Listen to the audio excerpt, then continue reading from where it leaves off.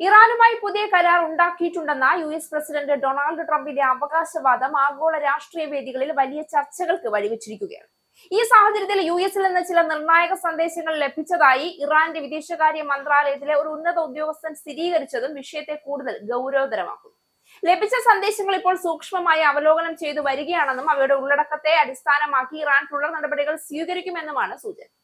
ഇറാനും US-ഉം തമ്മിലുള്ള ബന്ധം ഏറെക്കാലമായി സംഘർഷഭരിതമായ സാഹചര്യത്തിലൂടെയാണ് കടന്നുപോകുന്നത്.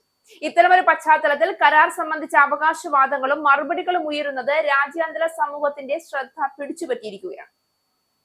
ട്രംപിന്റെ പ്രസ്താവനകൾക്ക് പിന്നാലെ ഇറാൻ വശത്തു നിന്നുള്ള ഈ സ്ഥിരീകരണം ഇരു രാജ്യങ്ങളും തമ്മിലുള്ള നയതന്ത്ര നീക്കങ്ങൾ പുതിയ വഴിത്തിരിവിലേക്ക് നീങ്ങുകയാണോ എന്ന ചോദ്യവും ഉയർന്നു. ഇറാൻ US സംഘർഷം ലഘൂകരിക്കുന്നതിനായി തുർക്കി, ഈജിപ്ത്, പാകിസ്ഥാൻ തുടങ്ങിയ രാജ്യങ്ങൾ മധ്യസ്ഥ ശ്രമങ്ങൾ നടത്തി വരുന്നതായും റിപ്പോർട്ടുകളുണ്ട്.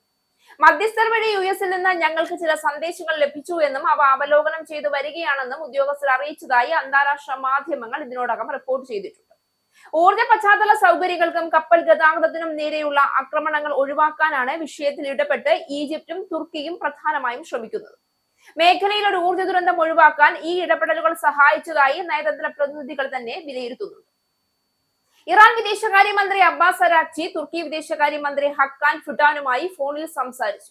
ഇറാനും അമേരിക്കയും തമ്മിലുള്ള ചർച്ചകളിൽ തുർക്കി മുമ്പ് മധ്യവർത്തിയായി പ്രവർത്തിച്ചിരുന്നു. US-ഉം ഇറാനും തമ്മിൽ സന്ദേശങ്ങൾ കൈമാറിയോ എന്ന് തുർക്കി വിദേശകാര്യ മന്ത്രാലയം സ്ഥിരീകരിക്കാൻ വിസമ്മതിച്ചുവെങ്കിലും സംഘർഷം അവസാനിപ്പിക്കുന്നതിനുള്ള ശ്രമങ്ങളുടെ ഭാഗമായി Qatar, Saudi Arabia, Pakistan, Egypt, European union എന്നിവിടങ്ങളിലേക്കും US ഉദ്യോഗസ്ഥരുമായും ചർച്ചകൾ നടത്തിയതായി തുർക്കി ഉദ്യോഗസ്ഥർ തന്നെ വെളിപ്പെടുത്തിയിട്ടുണ്ട്. ഇറാനുമായി സന്ദേശങ്ങൾ കൈമാറിയതായി ഈജിപ്ഷ്യൻ പ്രസിഡന്റ് അബ്ദുൽ ഫത്താഹ് അൽ സിസിയുടെ ഓഫീസും അറിയിച്ചു.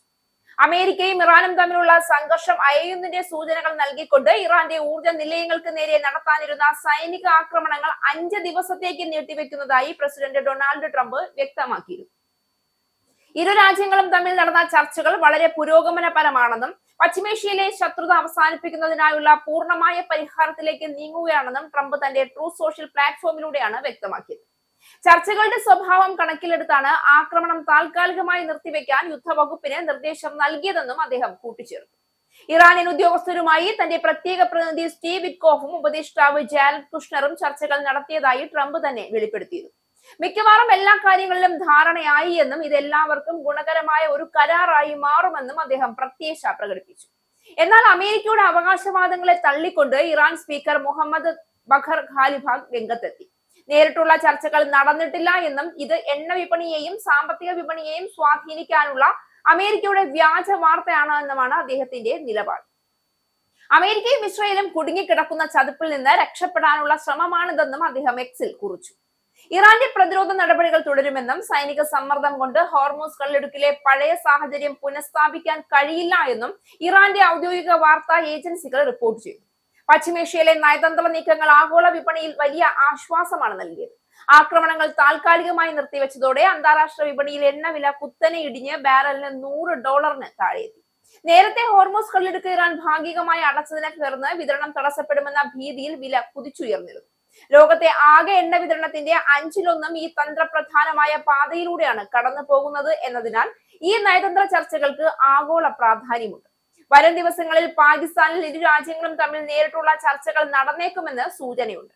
ഫെബ്രുവരി 28-ന് നടന്ന ആക്രമണങ്ങൾക്കു ശേഷം അതീവ ഗുരുതരമായി തുടരുന്ന സാഹചര്യം ഈ ചർച്ചകളിലൂടെ ശാശ്വതമായി പരിഹരിക്കപ്പെടുമോ എന്നാണ് ലോകം ഉറ്റുനോക്കുന്നത്.